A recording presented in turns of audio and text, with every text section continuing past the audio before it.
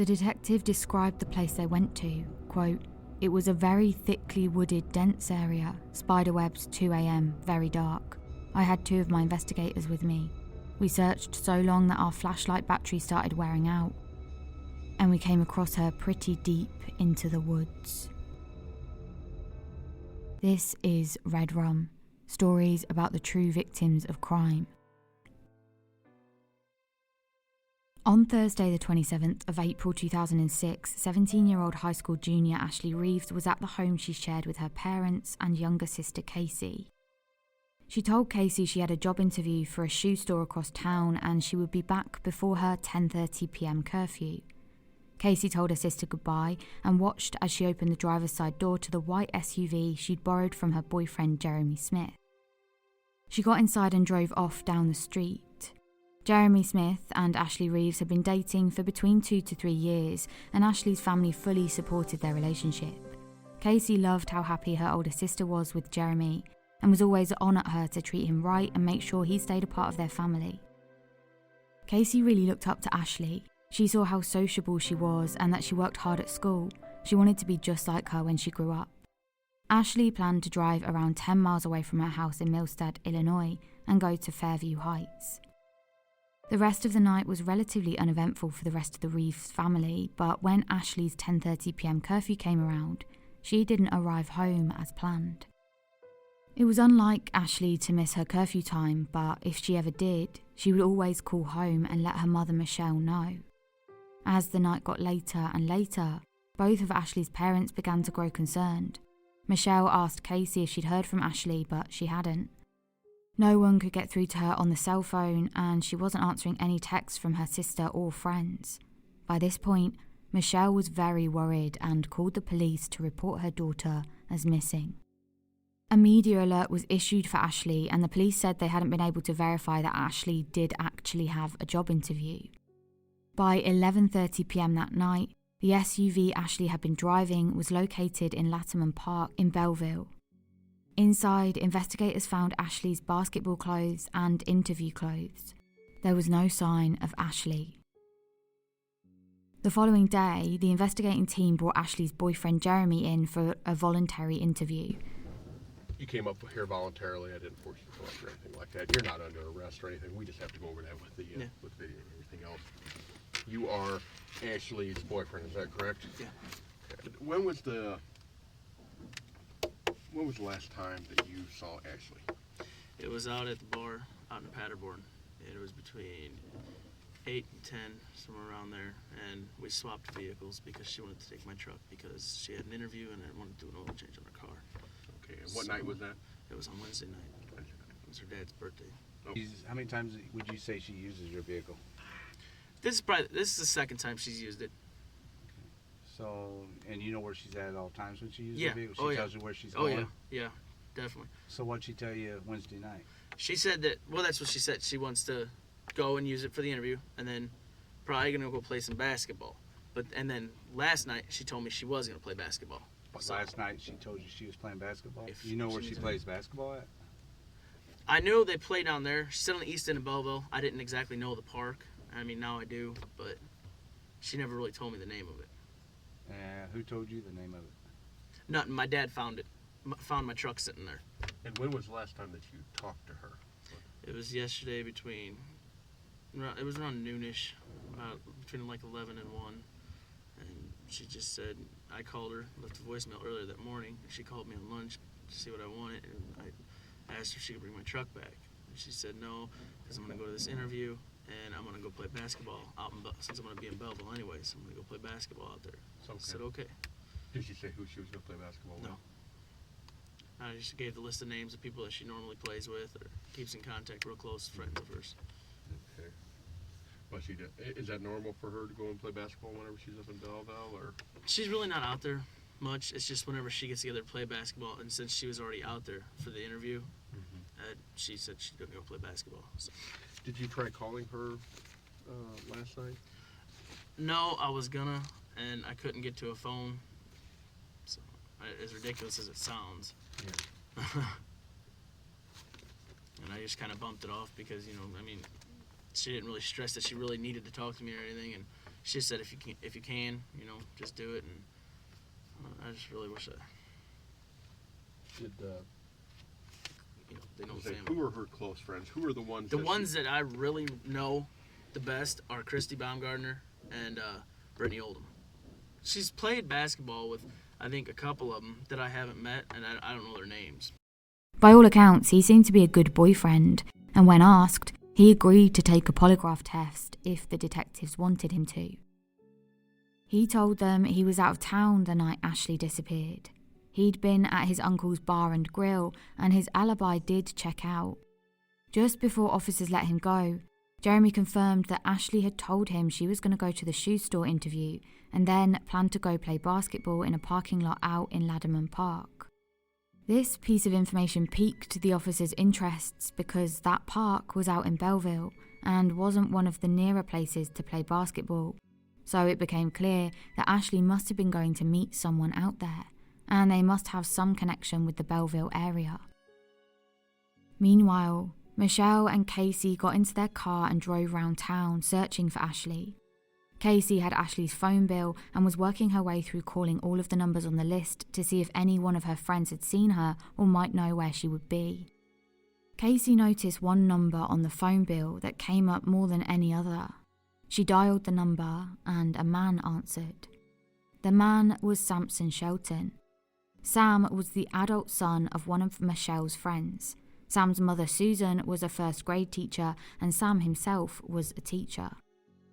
Sam was well known by Ashley and her friends as he used to work at their school as a driver's education and gym teacher, and he'd moved on but still worked nearby at a different school. He knew Ashley quite well because he'd taught her when she was in 7th grade. Sam told Casey that he was sorry but he couldn't help. He hadn't seen Ashley that evening and didn't know where she could be. On further investigation, it became clear that the basketball session Ashley told her boyfriend about hadn't been a one-off. She'd been attending sessions for the last few weeks, and they weren't group games or with any other players. They were one-on-one sessions between Ashley and Sam, the man who her phone bill showed a huge number of calls to and from. And Sam lived in Belleville, close to Ladderman Park. How long have you known Sam? I was probably sophomore in high school, I want to say, when I met him, and I met him through my buddy, and he was teaching out in St. Louis, so about 5-6 years maybe. Okay. But yeah. So he's when you met him, he was a teacher. I'm pretty sure he was a teacher over in St. Louis. I think he was doing something with kids, and then he was also doing wrestling stuff. He plays a lot of sports. So. No, does he? Yeah. What's he like? He's just your all-around average, guy. I mean, loves the party, and loves to teach. That's like his main goal. But he's just average. I mean, there's nothing special or unique about him. Just easygoing guy. And does he have a girlfriend or a wife or anything like that? Not that I know of. Was he ever married that you know of? No, not that I know of. He wasn't married, no. Ashley's best friend Christy told Ashley's mother Michelle that there was more to this Sam Shelton than she'd revealed before. He and Ashley hadn't just started up a kind of friendship. Christy said their relationship was much more than a friendship and was actually romantic. Bear in mind that Ashley's a 17-year-old ex-student of Sam's and he's 27. Further investigation into Sam revealed that he was an aspiring wrestler, and when he was in the ring, he went by the name The Teacher. He would often refer to himself online as Mr. Discipline, and he named one of the wrestling moves the After School Special. Sam was known to many of Ashley's friends, and that he bounced from teaching job to teaching job, never staying anywhere for more than a couple of years at a time. He lived with his mother, Susan, and his grandmother, and they were all extremely close. Detectives were immediately suspicious of Sam and brought him in for a voluntary interview, where he was asked about the nature of his relationship with Ashley. He told officers that he was just friends with Ashley and would occasionally play basketball with her. He reiterated that their relationship was purely platonic, but he had become a bit concerned about her behaviour recently, and had started to avoid her. He told officers that she had, quote, started becoming obsessed with me because, like I said, she'd be calling me non-stop at times. He went on to say that the most he'd do would be to give her a hug goodbye, which he clarified wasn't sexual. Investigators had a bad feeling about Sam and noted that it felt as though he was trying to manipulate and control the interview. It wasn't long before Sam found himself in a web of lies, especially as Ashley's friends began revealing what they had been told by Ashley. It meant that he had no choice but to come clean about the true nature of his and Ashley's relationship. Sam was quick to tell them that they, quote, never kissed. He went on to reiterate that again, and then he revealed that although they hadn't kissed, I don't know why that matters, they did have sex in the back of his car.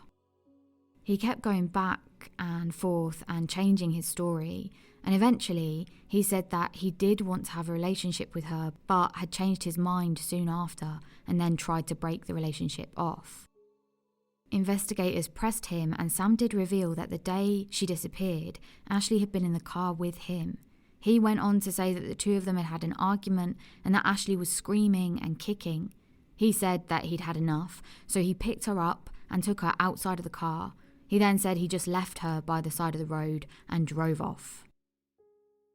The detectives asked him why he hadn't told them about this before, or why he'd not tried to find her or call her after that argument.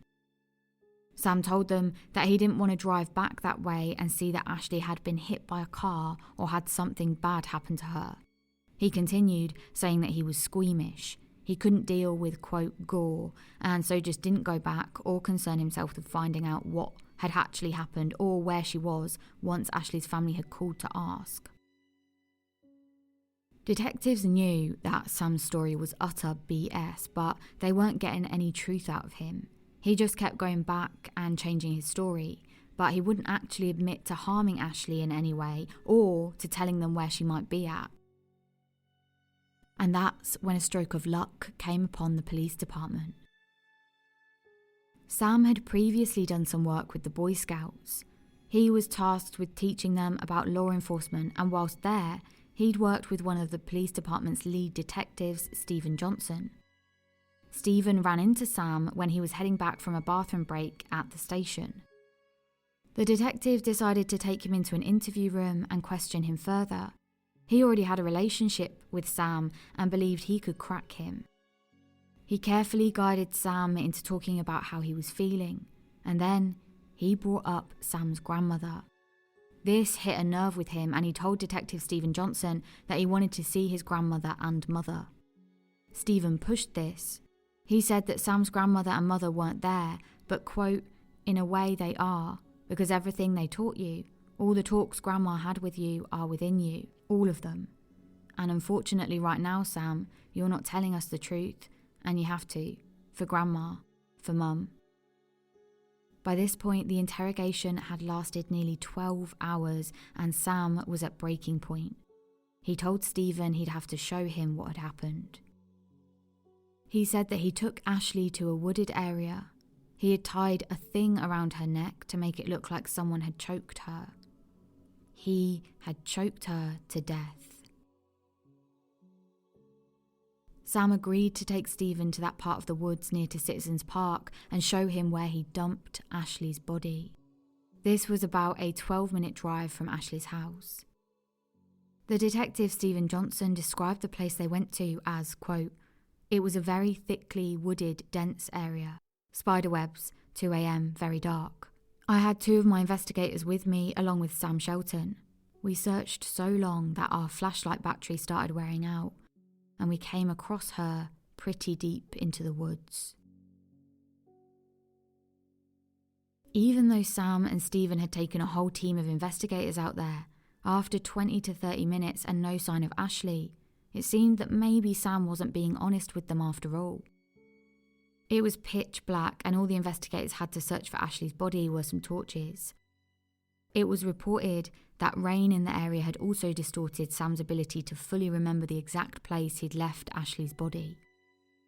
Just then, one of the detectives' lights brushed over a white bulge on the ground ahead. It was the white, muddy t-shirt belonging to Ashley Reeves. On closer inspection, the detective saw that Ashley was placed lying down on her back with hundreds of insect bites on her body. It was clear she'd been out there since she disappeared over 30 hours ago. The body was clearly in bad shape, and the detective noted Ashley was unfortunately, quote, clearly deceased. But then, Ashley's eye flickered and her chest moved. She was alive. Detective Steve Johnson said, quote, Investigator Hundle and I were looking at her and I thought the ground moved a little bit. We had been working on this case for nearly 25 hours, and as it turned out, her chest moved and she took a breath, and immediately we called for ambulance personnel. We knew we couldn't get her out without help. We had to call rescue to literally cut a path with chainsaws, it was so thick. Paramedics quickly arrived, and although Ashley was alive, it was clear that her condition wasn't good. One of the paramedics told the detectives that she wasn't likely to make it to hospital. Meanwhile, Sam confessed the truth, or at least his version of the truth. He said that he and Ashley were in his car and had gotten into an argument. He told them he just wanted her to shut up, and so he did a wrestling move, a kind of chokehold on her. And then he heard her neck crack and she lost all function of her body. He initially thought he'd killed her there and then, but then decided he needed to make it look like someone else had done it. He took his belt and wrapped it around her neck. He then pulled as tightly as he could, but after a few minutes, he realised she was still breathing. He pulled on the belt again, and this time after a few moments, he heard a gurgle and saw that she was foaming with saliva. He let go of the belt and noticed that her skin had gone to a sickly colour and her tongue was sticking out. He pulled once more on the belt and it actually snapped. He then used his hands to make sure he'd killed her. He dragged her further out into the woods. Once he was sure Ashley was dead, he took off running towards his car and drove off into the night. Later on that evening, he is seen on videotape at a group dance session at a local bar. Ashley's best friend Christy thought the more likely reason for the argument was that, quote, I think she told him that she couldn't see him anymore. I think he might have become too obsessed with her. Sam was held on a $1 million bond and charged with 2 counts of attempted first-degree murder and 1 count of aggravated kidnapping. Unbelievably, immediately after confessing, whilst he was still in the interrogation room with an officer, Sam asked, quote, am I going to be able to get, like, my contact solution and take my contacts out and a toothbrush? The officer says he doesn't think so, and then Sam asks again. He then goes on to say, quote, am I going to get, like, a little private toilet? Because I can't pee when there's people around because of my urinary stress disorder, because I'll be miserable if I can't pee. It's incredibly clear Sam doesn't realise the gravitas of what he's actually done. It came to light that just a couple of weeks before he attacked Ashley, he had asked his old boss, the principal at Millstat, for a recommendation for a new job. He told the principal that he just thought it wasn't a good idea to work in his hometown. That same principal said that he was completely shocked Sam did what he did. He said that his aggressive behaviour was nothing like the friendly and outgoing person he'd come to know. In a surprising turn of events, Sam's bail was reduced and he was placed on house arrest. Whilst awaiting trial, he actually tried to end his life. Emergency services did manage to revive him even after finding the words "do not resuscitate" etched onto his own chest in pen. On revival, Sam became violent and angry, and once he arrived at hospital, he spat racial slurs at one nurse and then he kicked her in the face. This, in turn, led to a full mental evaluation to see if Sam was fit to stand trial for attempted murder.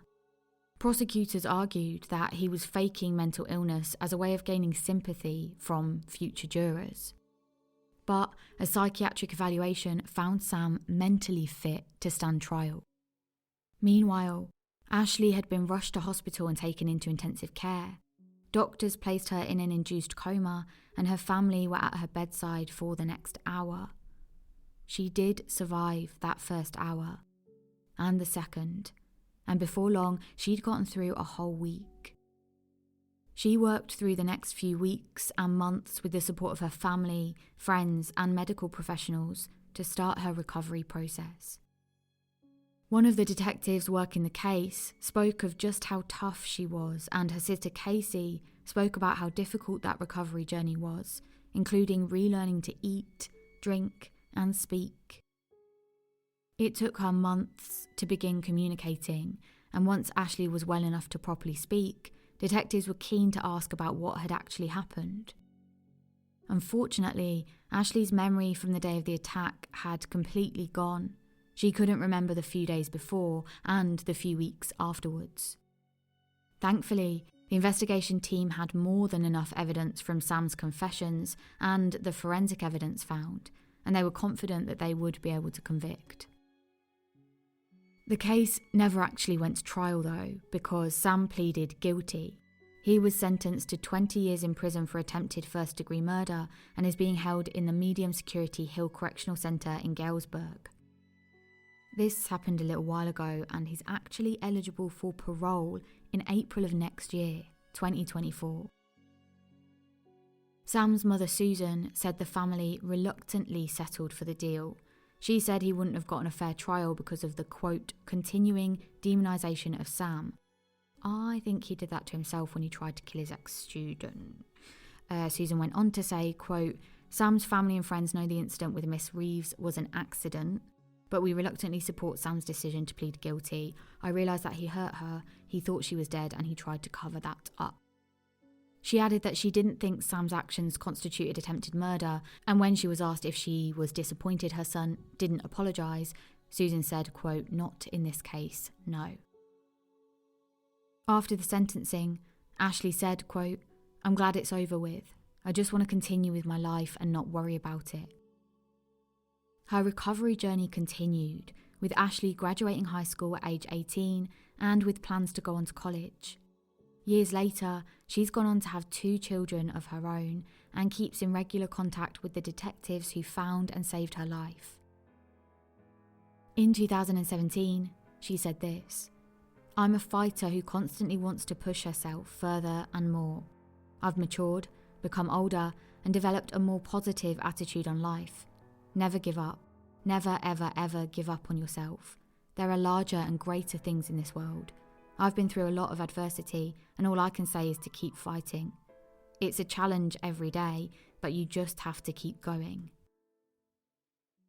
Thank you for listening to this episode of Red Rum, Humans. If you've been enjoying our Humans or Red Rum series and like what you're hearing, please consider buying a coffee this Christmas to support us to continue bringing this content. There's a link in the bio that you can click and you can choose your amount that you'd like to donate. Thank you, and from everyone here at Red Rum, we hope you have a very happy New Year.